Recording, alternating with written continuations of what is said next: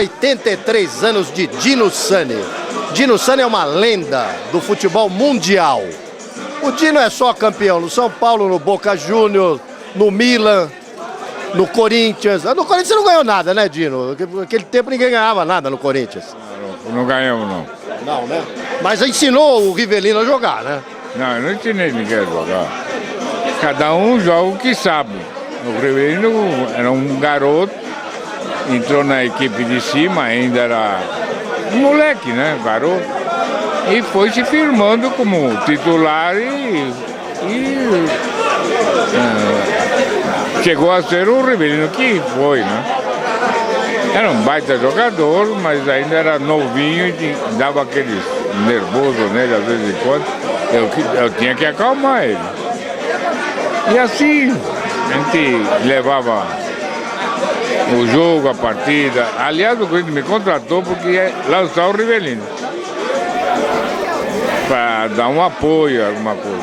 Aí lá jogamos, não fomos campeões, mas foi um bom campeonato. É uma maravilha. O Dino tem tanta história, mas tanta história. É uma lenda. E como é que você se sente aos 83, Dino? Tá se sentindo bem, tá jovem, tá menino? Como é que você tá vendo o futebol brasileiro hoje? Eu não tô vendo, porque eu não vejo. Não tá vendo, não vê mais. Não vejo mais. Não vê mais. Mas eu tô bem, eu tô satisfeito com a minha vida, tô com muita saúde, graças a Deus, eu tô em boa em frente. E bom, Dino, tá aqui o Zé Boquinha. Zé Boquinha também tem muita história no basquete, no futebol.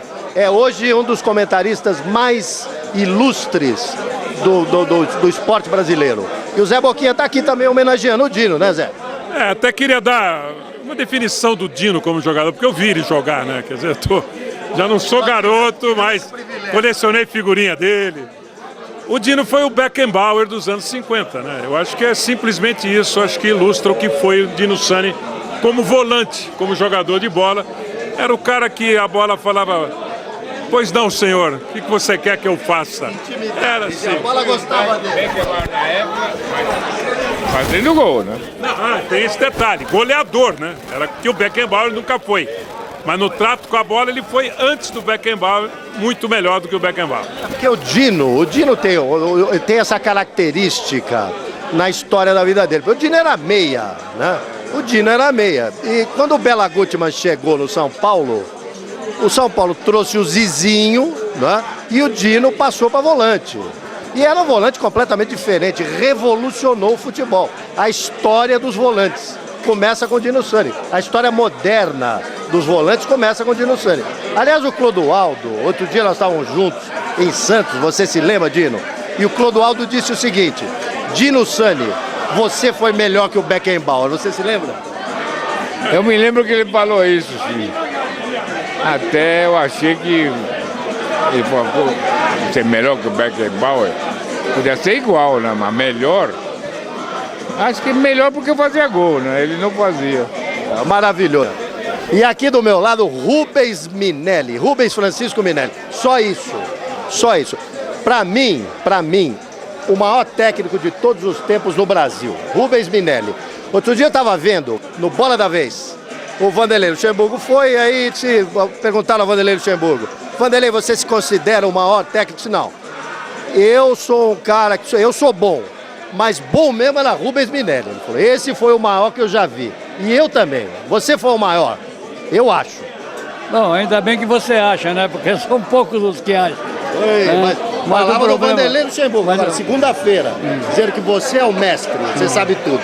Porque o problema é o seguinte: a única coisa que eu sei, que eu não aceito de maneira nenhuma, que eu tenha sido superado. Né? Porque teve um presidente de um clube aí que alguém ofereceu, porque eu não tinha empresário. Ele disse: não, esse já está superado. Porque 40 anos atrás, os esquemas que hoje são tidos como os favoráveis... Você ganhou do Atlético Mineiro lá, sim, jogando 4-4-2, lembra? Mas a gente jogava o seguinte: o âmago da questão é exatamente isso. Você tem a bola, você tem que atacar. Com todos os jogadores, você tem que postar a bola, bota os teus jogadores no campo adversário para procurar os espaços vazios e tal. Quando não tem a bola, todo mundo tem que marcar. Esse negócio que eu não sei marcar, não precisa marcar. Se eu encosto a bola em você, se eu encosto em você, você não vai receber a bola. Então você não precisa marcar ninguém. Mas ainda no futebol brasileiro, na cabeça dos jogadores não aceitaram esse tipo de coisa, ou os treinadores atuais não tiveram ainda o condão de chegar e falar assim, olha, vamos fazer isso aqui, tem que ser assim. Ô Minelli, na Europa estão jogando taticamente melhor do que aqui? Bom, a Europa sempre foi melhor taticamente que aqui, porque nós tínhamos a improvisação do nosso jogador, o jogador de futebol brasileiro, ele era um jogador que antigamente, principalmente, né, hoje as coisas modificaram, ele com 2, 3 jogadas ele tirava, desmanchava o sistema tático do adversário. Hoje já está mais difícil, né? Mas de uma Não maneira... tem as individualidades para fazer isso, né? E a individualidade está acabando. No futebol brasileiro não tem um, depende do outro. Então você tem que, principalmente hoje em dia, você tem que estabelecer um esquema tático onde todo mundo funciona. Porque quando está sem a bola tem que atacar e quando está com a bola... Você acha que foi a Holanda que revolucionou o futebol em 74? Se agrupando, jogando todo mundo um perto do outro, um sistema diferente de jogar? Você acha que revolucionou o futebol? Sim, a Holanda sim, só que fizeram uma injustiça, porque o treinador da Holanda foi o Stefan Kovacs, que fez esse esquema de jogo treinando o Arsenal. E o Arsenal tinha 9 jogadores na seleção. Então isso ninguém reconhece até hoje isso. E realmente foi o Stefan Kovacs que fez esse tipo de jogo. E ele revolucionou realmente o futebol naquela ocasião. Zé Boquinha, você que é do basquete, o segredo do futebol é o quê? Esse agrupamento, proximidade, futebol coletivo, é isso? É você ocupar os espaços de campo, é você jogar basquete com o pé. Que o basquete nada mais que isso, essa dinâmica de atacar em 5 e marcar em 5. Claro que a quadra é menor, o campo de jogo é menor, você consegue se colocar melhor do que o futebol. Hoje virou francamente um basquete jogado com o pé. E a preocupação hoje quase é só marcar, é só defender. Isso está tirando muito brilho do futebol. Isso é que o Barcelona mostra para todo mundo. Tá certo que o Barcelona tem 3 atacantes que precisam de 5 para marcar. Então ele leva uma vantagem muito grande, que é o que o Dino falou pra gente. O Dino não marcava ninguém, porque o cara tinha que marcar. E o Barcelona usa isso. Então não tem como você fazer parâmetro, como o futebol brasileiro faz, com o Barcelona. A não ser que você tenha Messi, Neymar e Suárez para jogar. Aí você pode fazer. O Barcelona é o maior time que você já viu jogar? Não. Eu vi Santos. O time do Minelli era um time quase imbatível. O Minelli foi bicampeão brasileiro. Só tinha craque. Tinha um outro carregador de piano, Caçapava, que era o cara. Alguém tinha que marcar, né, Minelli? Era o único que carregava piano, porque... Caçapava, porque os outros todos, quando estavam com a bola ou sem a bola, tinham uma função tática e obedeciam taticamente. Isso foi... A obediência tática foi o grande... Você tinha Falcão, você tinha... Sim, mas o problema... Agora preste atenção, você tem Falcão, tem Carpegiani, tem Dario Maravilha, tem Figueroa, tem Marinho Pérez. Você tinha o Lula que voltava. Tem o Lula, tem o Valdomiro na ponta direita. Você fazer com que eles se enquadrassem dentro de um esquema, que foi o grande trabalho. E aí, a partir daí nós conseguimos fazer isso. Então era um time que todo mundo marcava. Todo mundo marcava. Mas quando... Dos anos 70, né? Metade dos anos 70. São as épocas. Então você tem um São Paulo dos anos 40, que era um time batido, aí vem o Santos, exatamente, o Santos dos anos 60 que brigava com o Palmeiras de vez em quando por um título. Eu me lembro da final de 59, que foi o super campeonato, Américo Murolo, Nardo, Romero, Chinesinho, Zequinha, e o Santos com Pagão, com Pelé, Coutinho, ainda Pepe. Foi a maior final de todos os tempos. Eu assisti os 3 jogos. Assisti os 3 jogos aqui no Pacaembu, em janeiro de 60.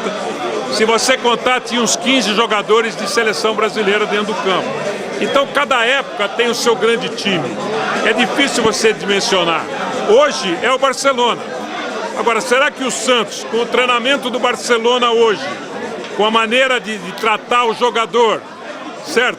A pão de ló, como a gente dizia quando era garoto, não ia ser melhor? Exatamente. porque o nosso tempo era, você treinava com bola e vamos embora. Você dormia em casa, ia treinar no dia seguinte. Zagueiro, goleiro, eu falo muito de pênalti, né, Minelli? O goleiro na nossa época, e eu joguei bola também, o goleiro não podia piscar o olho que o juiz mandava voltar. E o goleiro era um baixinho forte. Então você errava a pênalti. Hoje o goleiro defende pênalti. Mas na nossa época, se errava, você errava mesmo. Porque não tinha como errar. Marcar um canto e dar uma paulada. Não tinha essa agilidade que tem hoje. Não hoje tinha. Diziam, o goleiro que pulava, diziam, é voador, né? Goleiro voador. Isso começou com o Pompeia, né? no América. Do América, o Gilmar. Mas hoje em dia os goleiros são todos passarinhos. São, né? tudo grande. Vão buscar a bola lá em cima. Então eu acho que a gente tem que guardar isso. A cada época teve um baita de um time. E daí você dimensionar e dizer, bom, hoje esse time trabalhado assim, talvez fosse até melhor que o Barcelona. Talvez o Santos hoje, condicionado. Exatamente. Então é muito difícil você condicionar qual foi o melhor time que você viu. Eu pelo menos penso assim. Agora, a seleção brasileira foi a de 70. Também, Minelli, a de 70 é melhor que a de 58? 58 foi uma seleção maravilhosa, porque nos deu pela primeira vez um título mundial. A seleção de 70 era mais completa. Eu acho que a seleção de 70 realmente foi uma seleção que marcou a época. A de 82, para mim, foi uma coisa onde você tinha os melhores jogadores do Brasil naquela época e jogando um futebolzinho de R$200. O lugar em 82 ia ter uma grande seleção. Uma seleção que chega em quinto lugar não pode ter sido grande seleção. Eu discuto esse problema. Eu tenho todos os jogos de 82, eu assisti todos os jogos de 82, tenho em casa todos os jogos de 82. Aquela seleção perdeu porque jogava muito aberto, não? Jogou porque não tinha o esquema tático era difícil de você entender. Principalmente no jogo contra a Itália, quando o Brasil jogava pelo empate, conseguiu o empate aos 22 minutos, foi atacar e acabou tomando gol. Então, a seleção de 82 para mim, eu pessoalmente, eu sei que vai ferir a suscetibilidade de muita gente aí. Para mim, foi uma seleção comum que chegou em quinto lugar no campeonato, com os maiores jogadores do Brasil naquela época. João Leiva Campos Filho, um dos maiores jogadores da história do futebol brasileiro. Começou na Portuguesa, um jogador maravilhoso. Foi você que inventou a pedalada, Leivinha? Quem sou eu? Não. Apenas é que eu acho que foi um dos primeiros a fazer essa jogada de levar o pé em cima da bola. Talvez do futebol de salão da época, né? Em Lins ainda, né? Quando eu estava iniciando meus primeiros passos, né? Como gostava muito da bola, tal, do futebol. E eu comecei jogando e fazia isso e dava certo.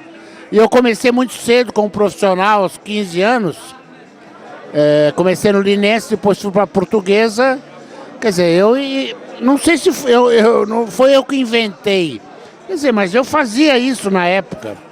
Só que depois que o Robinho fez contra o Rogério, que ficou famoso naquele jogo Santos e Corinthians, eu até brincava com o pessoal e dizia que eu era mais modesto, né? O Robinho fazia 8 vezes, passava o pé em cima da bola, eu não. Eu apenas era uma vez, tal. Mas eu fico feliz de lembrarem isso daí, né? Eu acho que isso faz parte. A pedalada foi inventada pelo Romeu Pelliciari. Palmeiras. O Romeu Pelliciari era meia direita do Palmeiras, que chamava de passo de ganso naquela ocasião. Ele passava a perna por cima com a direita e jogava com a esquerda na frente. Nunca ele foi citado com isso, mas foi ele mesmo, porque naquele tempo era o meu tempo. Eu vi ele jogar uma porção de vezes. Anos 50. Realmente, nos anos 50. E realmente ele foi que inventou essa jogada. Ele passou a denominar aquilo de passo de ganso, em que ele enfiava a perna direita para frente, ia como se fosse dar de calcanhar com a direita e empurrava para a esquerda e passava pelo marcador. Deixa eu contar uma coisa para você. O Minelli ensinou o Serginho a cabecear. Conta como, Minelli? Não, eu fiz no São Paulo Que você punha lá para ele... um pêndulo, né, infelizmente eu inventei um pêndulo que ninguém ganhou. Não era forca não, porque a forca tinha 2 metros e a bola batia em rodaia. O pêndulo tinha 8 metros, então a bola ia e voltava para cabecear, então pegava o tempo de bola. E o Serginho não sabia cabecear e ele não usava os braços, cabeceava assim, então ele abriu as asas, aprendeu a cabecear E você pôs ele mais pro lado direito, né? Pois ele lá, Robin, para entrar, para bater com a esquerda. Porque o problema é o seguinte, ele era centroavante, artilheiro e era canhoto. Então ele era marcado pelo zagueiro central e ele caía para a ponta esquerda. Então o ângulo de arremate dele era um ângulo que ficava diminuído. Então eu fiz ele em cima do quarto zagueiro, aí driblava por dentro e ele ficava com o gol de frente. Tá vendo? Cadê a história? Tá vendo? Cadê a história? Quantos mais gols do Pepe faria se jogasse assim? Da direita? Ele está dizendo se o Pepe talvez jogasse pelo lado direito, talvez tivesse mais ângulo para chutar e tivesse feito até mais gols do que fez. O Pepe não tinha essa habilidade toda. Vou discordar dele, porque o problema é o seguinte, o Pepe era bom onde ele estava, era maravilhoso onde estava, fez 600 gols, 500, 600 gols. Segundo então, artilheiro da história seria uma heresia você botar ele do lado direito para fazer jogadas que ele não estava acostumado a fazer. Não tinha a habilidade do Robin, né? Era um jogador diferente. Né? O Pepe jogava verticalmente, chutando de longe. A primeira vez que eu vi isso foi quando eu era treinador da seleção da Arábia Saudita, foi jogar contra a China. Ele tinha um ponta-direita que era canhoto. E ele ia na linha de fundo toda hora e passava pelos marcadores com a cara sempre o contrapé do lateral. Né? Tipo Messi. Né? Ele que carregava a bola. Então, a primeira vez que eu vi foi exatamente nessa ocasião. Agora o Robin, ele treina, tem um treinamento específico que ele faz. Eu vi na televisão esse treinamento.